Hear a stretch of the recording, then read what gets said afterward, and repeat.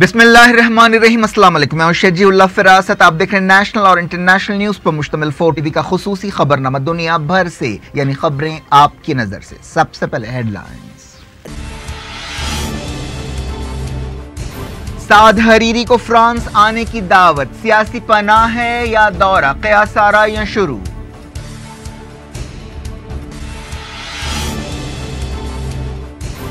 Saudi अरब ने साद Hariri को हिरासत में रखने का इल्जाम रद्द कर दिया, कहा जब चाहे जा सकते हैं।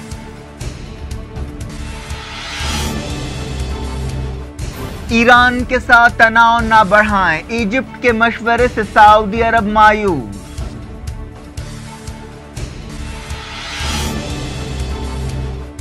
अमेरिका ने फलस्तीनी अथॉरिटी की फंडिंग कम कर दी, मगरबी किनारे में इस्राएली फौज के धावे, कई गिरफ्तार।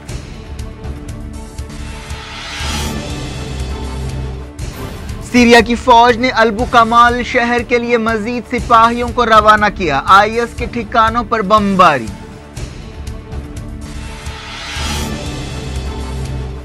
क्या म्यांमार रोहिंग्यों को कबूल करने के वादे से मुकर गया? आर्मी चीफ ने कहा जब तक मकामी लोग राजी ना हो रेफ्यूजीज वापस नहीं आ सकते।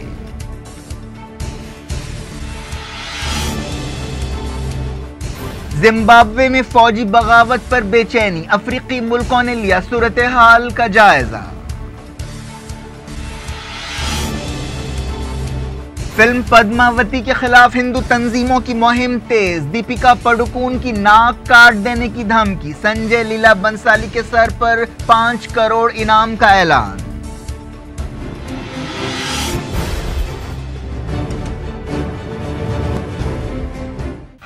हेडलाइंस आपने देखी। खबरों की तफसील की तरफ आपको ले चलते हैं। लेबनान के वजीर आजम की हैसियत से इस्तीफा देने वाले साद हरीरी फ्रांस के सदर की दावत पर कुछ दिनों में फ्रांस का दौरा कर सकते हैं। पेरिस में सदारती दफ्तर ने इस बात की तस्दीक की। बताया गया कि साद हरीरी ने फ्रांस के दौरे के लिए दावत को कबूल कर लिया है। साद हरीरी ने हाल ही में सऊदी अरब से वजीर आजम की हैसियत से इस्तीफे का ऐलान किया था, जिससे लेबनान और मिडल ईस्ट हिलकर रह गया है। सदर इमैनुअल मैक्रोन के दफ्तर ने कहा कि सदर हरीरी कुछ दिनों में फ्रांस का दौरा कर सकते हैं। पहली आलमी जंग के बाद लेबनान फ्रांस की कॉलोनी था और दूसरी आलमी जंग के बाद फ्रांस ने लेबनान को आज़ादी दी। इस दौरान बेरूत में लेबनान के सदर मिशेल ओन ने ट्विटर पर कहा कि वो उम्मीद करते हैं कि साद हरीरी के फ्रांस दौरे से बहरान को हल करने में मदद मिलेगी। लेबनान के सदर ने सऊदी अरब पर इल्ज़ाम लगाया है कि वो साद हरीरी को अपने पास रोक कर रखा हुआ है। फ्रांस के सदर ने हाल ही में सऊदी अरब का दौरा किया था और वहां के हुक्मरानों से लेबनान के मामले पर बातचीत की थी। हरीरी खानदान लेबनान और सऊदी अरब की दोहरी शहरियत रखता है और सऊदी अरब में इस खानदान के काफ़ी तिजारती मफादात हैं। फ्रांस के ओहदेदारों ने सफाई दी है कि साद हरीरी को सियासी पनाह नहीं दी जा रही है। जब से यह खबर आई है कि साद हरीरी फ्रांस का दौरा कर सकते हैं, ऐसे अंदाजे लगाए जा रहे थे और ऐसी क़यासाराइयां की जा रही थी कि क्या उन्हें सियासी पनाह दी जाएगी या फिर वो एक दौरा कर रहे हैं। जर्मनी में खिताब करते हुए फ्रांस के सदर इमैनुअल मैक्रोन ने कहा कि उन्होंने सऊदी अरब के क्राउन प्रिंस मोहम्मद बिन सलमान और साद हरीरी से फ़ोन पर बातचीत की है और उसके बाद हरीरी और उनके ख़ानदान के अरकान को कुछ दिनों के लिए फ्रांस आने की दावत दी है। जब उनसे पूछा गया कि क्या साद हरीरी को सियासी पनाह दी जा रही है, उन्होंने कहा ऐसा बिल्कुल नहीं है। इमैनुअल मैक्रोन ने कहा कि हमें एक मजबूत लेबनान की ज़रूरत है जिसकी खुद मुख्तारी की हिफाजत की जानी चाहिए। उन्होंने कहा कि हमें एक ऐसे लीडर की ज़रूरत है जो खुद फैसला कर सके। सऊदी अरब के वज़ीर ख़ारजा आदिल अल जुबैर ने कहा है कि साद हरीरी अपनी मर्जी से जब चाहे सऊदी अरब को छोड़ सकते हैं। उन्होंने बेरूत से लगाए जाने वाले इल्ज़ामात को मुस्तरद कर दिया कि साद हरीरी को सऊदी अरब में ज़बरदस्ती रखा गया है। साद हरीरी ने 4 नवंबर को सऊदी अरब से अपने इस्तीफे का ऐलान किया था, तब से वो सऊदी अरब में रह रहे हैं। रियाद में एक प्रेस कॉन्फ्रेंस से खिताब करते हुए आदिल अल जुबैर ने इस इल्ज़ाम को दोहराया कि हिज़्बुल्लाह खित्ते का इस्तेहकाम मुतासर करने की कोशिश कर रही है। उन्होंने कहा कि हिज़्बुल्लाह को निहत्ता करना चाहिए। लेबनान के वज़ीर आज़म साद हरीरी के बड़े भाई ने मौजूदा बहरान पर अपनी खामोशी तोड़ी है। उन्होंने कहा कि वो इस्तीफा देने के साद हरीरी के फैसले और उनकी वजूहात की तायीद करते हैं। न्यूज़ एजेंसी एसोसिएटेड प्रेस से बातचीत करते हुए बाहा हरीरी ने ईरान और हिज़्बुल्लाह पर सख्त तनकीद की और कहा कि वो लेबनान पर कंट्रोल हासिल करने की कोशिश कर रहे हैं। उन्होंने कहा कि लेबनान के कौमी इदारों की मदद करने पर वो सऊदी अरब के शुक्रगुजार हैं। लेबनान की मीडिया में कहा गया था कि सऊदी अरब साद हरीरी की जगह वज़ीर आज़म की हैसियत से बाहा हरीरी को लाना चाहता है।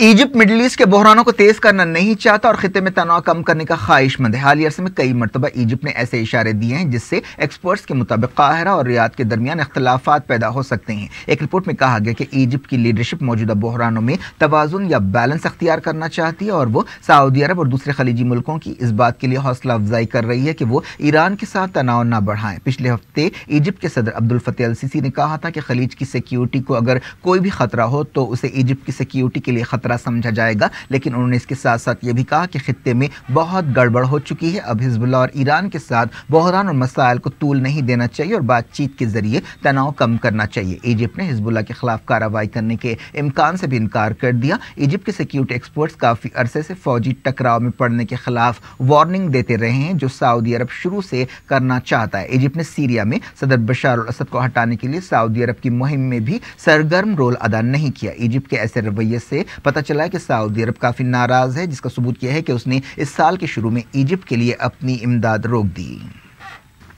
इस दौरान इस बारे में तबसरा करते हुए Washington institute for near east policy के एरिक ट्रिगर ने बताया कि सऊदी अरब को इजिप्ट से उसकी खारजा पॉलिसी में वो तब्दीलियां नहीं मिली जो वो चाहता था, जिसकी वजह से उन्होंने अपनी मदद रोक दी है। उन्होंने कहा कि सऊदियों को यमन में भी इजिप्ट का कोई ताउन हासिल नहीं हुआ और अब काहिरा ईरान के साथ किसी मसले में पड़ना नहीं चाहता। अभी इजिप्ट कोशिश कर रहा है कि वो बहरानों को टाले। इस सिलसिले में सीसी ने अपने वजीर खारजा सामी शुक्री को सऊदी अरब, कुवैत और बहरीन रवाना किया। रियाद में इजिप्ट के वजीर खारजा ने सऊदी अरब के क्राउन प्रिंस मोहम्मद बिन सलमान से मुलाकात की। समझा जा रहा है कि उन्होंने मोहम्मद बिन सलमान को ईरान के साथ तनाव न बढ़ाने का मशवरा दिया। इस दौरान इजिप्ट के वजीर खारजा के तर्जुमान अबू जैद ने मंगल की मुलाकात के बाद कहा कि वजीर खारजा ने इजिप्ट की तरफ से यह फिक्रमंदी जाहिर की कि अगर तनाव और गहरा हुआ तो इससे खिते में और इंतशार पैदा होगा और इस्तेहकाम मुतासर होगा। सीसी के दौर में इजिप्ट का रिकॉर्ड यह बताता है कि जब तक इजिप्ट को सीधे कोई खतरा न हो वो फौजी कार्रवाई से पीछे हटते रहे हैं। इस दौरान न्यूयॉर्क के थिंक टैंक सेंचुरी फाउंडेशन में मिडिल ईस्ट की एक्सपर्ट मिशेल हाना ने बताया कि इजिप्ट को सीरिया और यमन में ईरानियों के रोल के ताल्लुक से वैसी फिक्र नहीं है जैसी सऊदियों को है।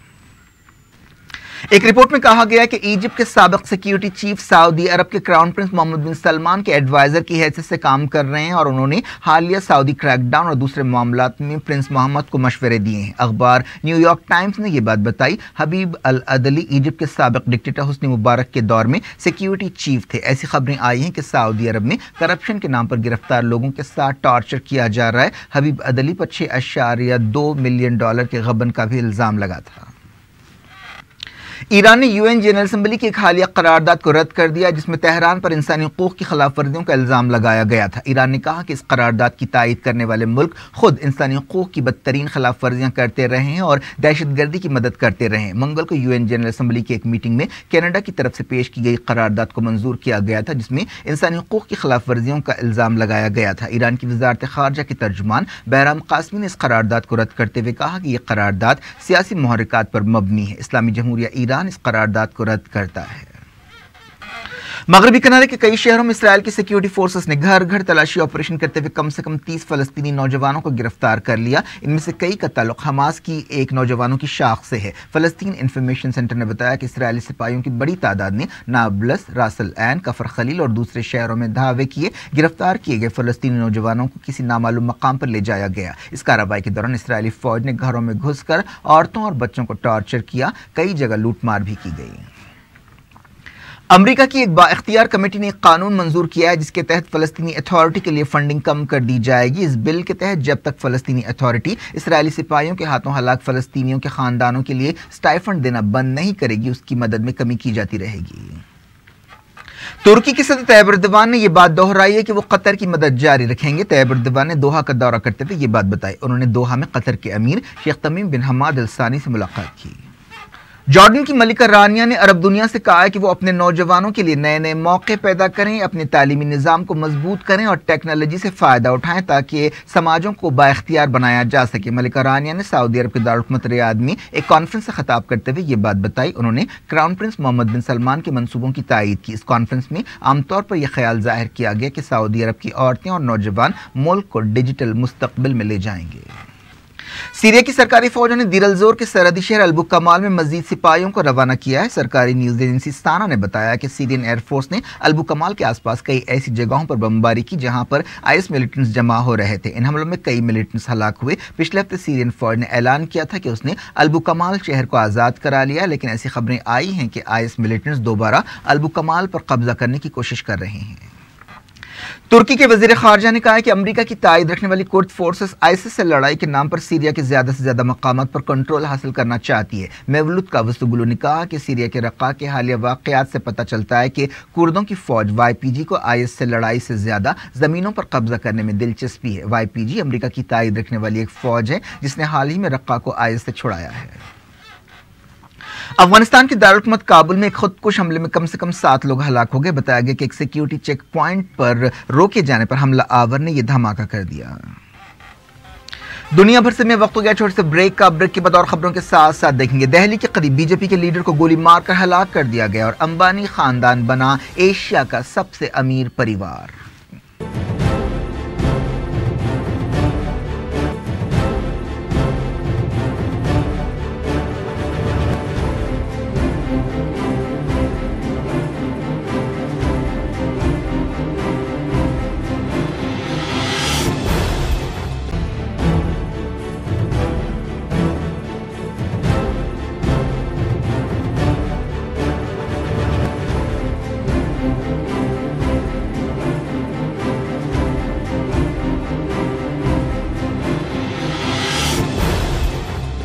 Welcome back. आप देख रहे हैं अपना पसंदीदा खबरनामा दुनिया भर से और मैं हूं शजीउल्लाह फिरासन। इस खबरनामे में हम आपके लिए लाते हैं दुनिया के गोशे गोशे से आप ही की पसंद और दिलचस्पी की खबरें। आगे बढ़ने से पहले हेडलाइंस एक बार फिर।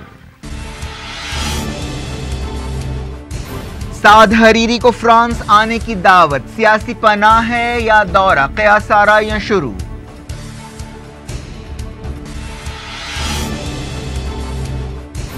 सऊदी अरब ने साद हरीरी को हिरासत में रखने का इल्जाम रद्द कर दिया, कहा जब चाहे जा सकते हैं।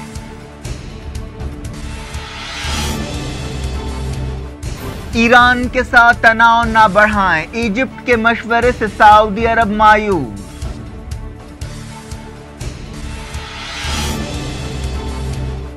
अमेरिका ने फलस्तीनी अथॉरिटी की फंडिंग कम कर दी। मगरबी किनारे में इस्राएली फौज के धावे, कई गिरफ्तार।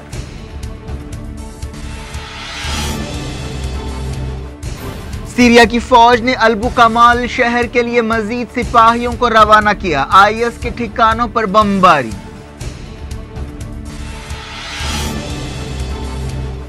क्या म्यांमार रोहिंग्यों को कबूल करने के वादे से मुकर गया? आर्मी चीफ ने कहा जब तक मकामी लोग राजी ना हो रेफ्यूजीज वापस नहीं आ सकते।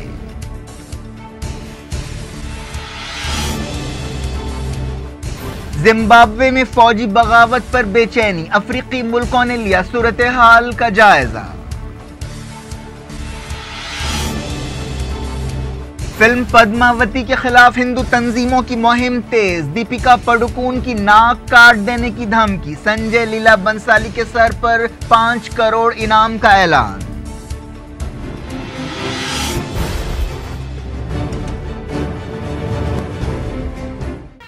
जैरेट इंटरनेशनल न्यूज के सिलसिले को खबर है कि अमेरिका ने ईरान में जलजले से मुतासरा लोगों की मदद के लिए बैरूनी मुल्कों में रहने वाले ईरानियों की ऑनलाइन डोनेशंस को रोक दिया है। अमेरिका के डेट्रॉइट शहर में रहने वाले एक ईरानी डॉक्टर तौहीद नजफी ने कतर के अल जजीरा चैनल को बताया कि अमेरिका के ट्रेजरी डिपार्टमेंट ने उस फेसबुक पेज को बंद कर दिया जो उन्होंने जलजले से मुतासरा खानदानों की मदद के लिए खोला था। 7.3 शिद्दत के जलजले में 500 के करीब लोग हलाक हुए थे। यह जलजला ईरान इराक सरहद के इलाके में आया था। नजफी ने 1 महीने के अंदर $1,10,000 जमा करने का मंसूबा बनाया था और पहले ही दिन उन्हें $15,000 के डोनेशन हासिल हुए। दूसरे दिन उन्होंने $80,000 से ज्यादा डॉलर जमा किए, लेकिन अमेरिका के ट्रेजरी डिपार्टमेंट ने इस प्लेटफॉर्म को फंड जमा करने से रोक दिया।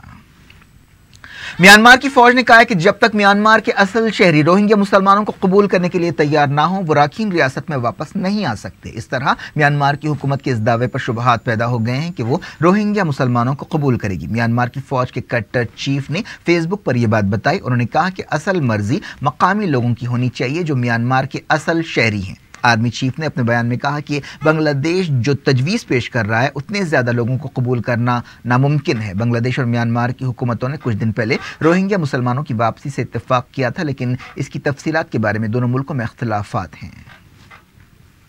ह्यूमन राइट्स वॉच ने कहा कि म्यांमार के सिपाहियों ने बेशुमार रोहिंग्या औरतों और लड़कियों का गैंगरेप किया है। अमेरिका से काम करने वाली इंसानी हकूक़ की तंजीम ने अपनी रिपोर्ट में यह बात बताई और कहा कि ये वाक़यात इंसानियत के खिलाफ जुर्म हैं। ह्यूमन राइट्स वॉच के रिसर्चर और रिपोर्ट तैयार करने वाले स्काई वेल्स ने कहा कि रोहिंग्या मुसलमानों की नस्ल कुशी की मुहिम में रेप बर्मा की फ़ौज का अहम हथियार रहा है। इस रिपोर्ट में कहा गया कि बर्मा की फ़ौज के ज़ालिमाना तशद्दुद से बेशुमार औरतें और लड़कियां दहशत ज़दा हैं। इस रिपोर्ट की तैयारी से पहले 29 मुतासरा औरतों से बातचीत की गई।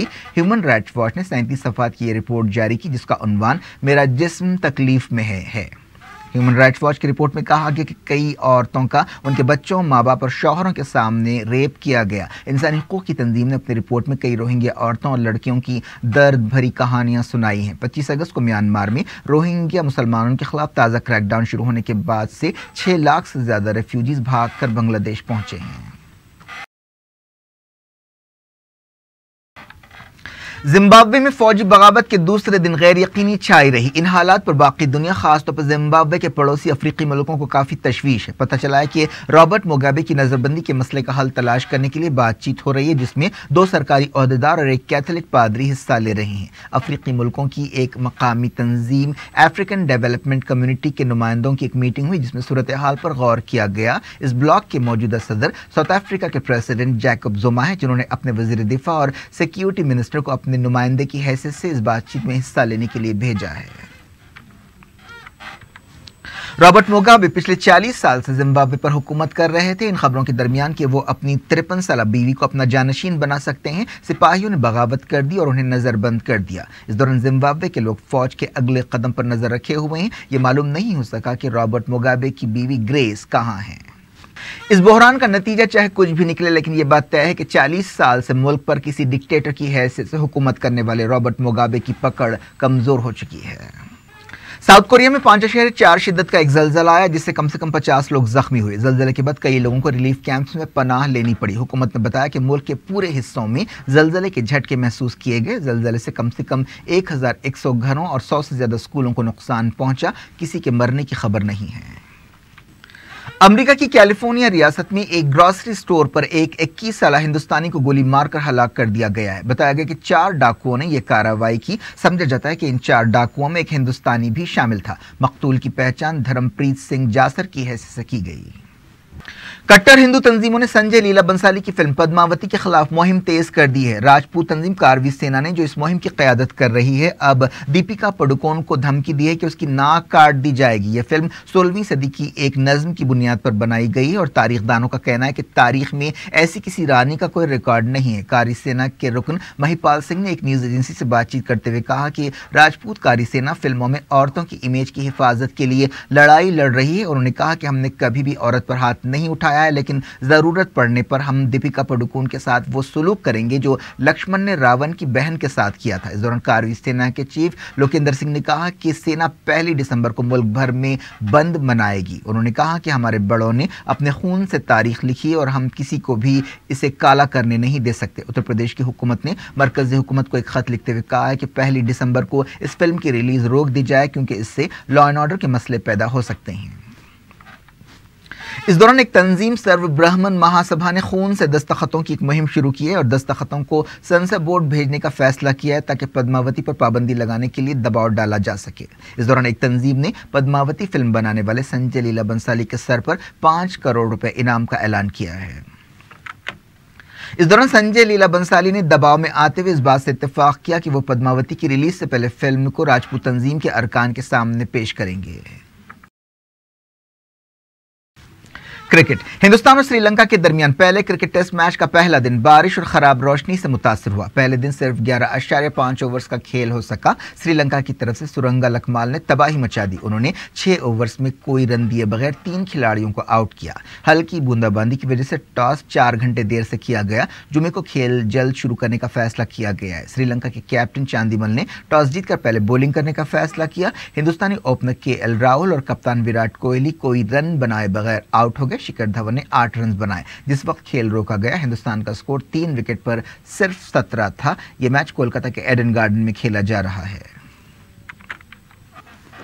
अंबानी खानदान एशिया का सबसे अमीर खानदान बन गया है। फोर्ब्स मैगजीन ने अमीर एशियन खानदानों की एक लिस्ट जारी की है, जिसमें यह बात सामने आई। अंबानी खानदान ने 44.8 बिलियन डॉलर की दौलत के साथ पहली मर्तबा तमाम दूसरे खानदानों को पीछे छोड़ दिया। अंबानी ऐसे 50 अमीर खानदानों में सबसे ऊपर हैं। इन खानदानों की दौलत में 2016 के बाद से 35% का इजाफा हुआ। इन खानदानों की मजमूई दौलत 699 बिलियन डॉलर लगाई गई है। फोर्ब्स का कहना है कि अंबानी खानदान न सिर्फ सबसे अमीर है, बल्कि उसने इस साल अपने असासों में सबसे ज्यादा इजाफा किया है। क्या कुछ हो रहा है आपकी दुनिया में, आखिर में हेडलाइंस दुनिया भर से एक बार फिर देखते हैं। साद हरीरी को फ्रांस आने की दावत, सियासी पनाह है या दौरा, क़यास आराइयां शुरू।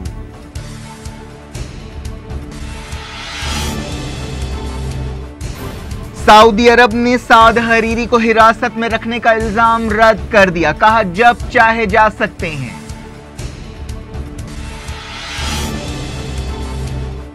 ईरान के साथ तनाव न बढ़ाएं, इजिप्ट के मशवरे से सऊदी अरब मायूस।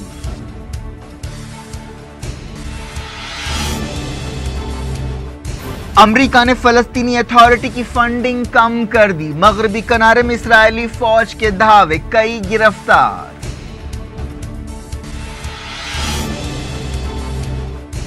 सीरिया की फौज ने अल्बू कमाल शहर के लिए मजीद सिपाहियों को रवाना किया। आईएस के ठिकानों पर बमबारी।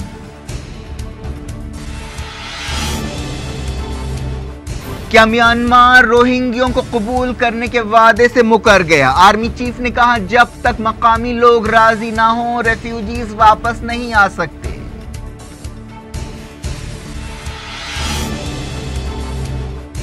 जिम्बाब्वे में फौजी बगावत पर बेचैनी, अफ्रीकी मुल्कों ने लिया सूरत हाल का जायजा। फिल्म पद्मावती के खिलाफ हिंदू तंजीमों की मुहिम तेज, दीपिका पादुकोण की नाक काट देने की धमकी, संजय लीला बंसाली के सर पर 5 करोड़ इनाम का ऐलान।